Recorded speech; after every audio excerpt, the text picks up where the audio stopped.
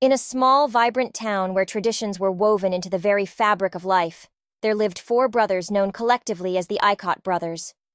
They were bound not only by blood, but by a shared vision to revive a fading custom that had defined their ancestors' way of life: polygamy.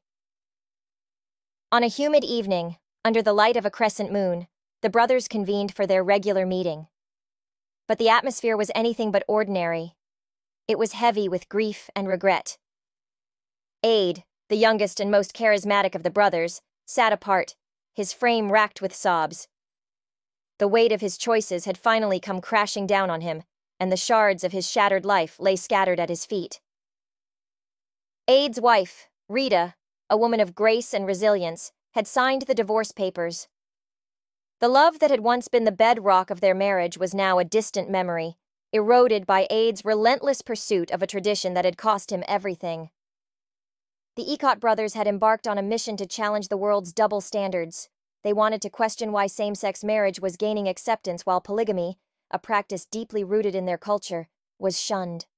They believed in the right to choose, and they poured their resources into a campaign to bring polygamy back into the limelight.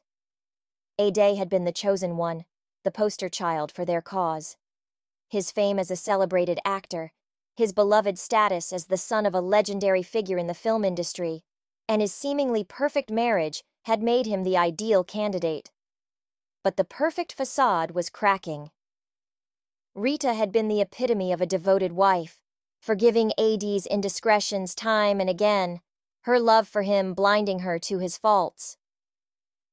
But when Aid revealed that another woman was carrying his child, Rita's world was shaken to its core.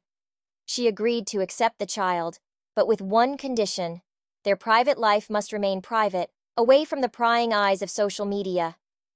Aid, driven by his commitment to the Ikot brothers' cause, defied her. He married Eva, the mother of his child, and broadcasted his new family to the world. Rita, still legally his wife, was humiliated and heartbroken. Yet, in her darkest hour, Rita found a strength she never knew she had. She turned her pain into power, her silence into a statement. As Aid continued to parade his new life, Rita blossomed. She became an icon of dignity and self-respect, earning the admiration and support of the public. Her beauty and poise landed her endorsements, and she emerged from the shadow of her husband's betrayal more radiant than ever. Aid, meanwhile, grew increasingly frustrated. Rita's refusal to engage in a battle for his affection was an unexpected turn. He had anticipated anger, jealousy, a fight to reclaim her place by his side. Instead, she chose to walk away, her silence louder than any words could ever be. And then, the final blow came.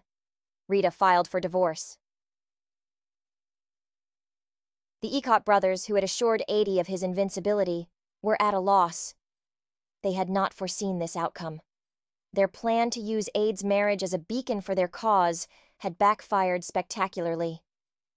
As the brothers sat in silence, struggling to find words of comfort, Aid's tears flowed freely. He had gambled with the most precious parts of his life, and lost.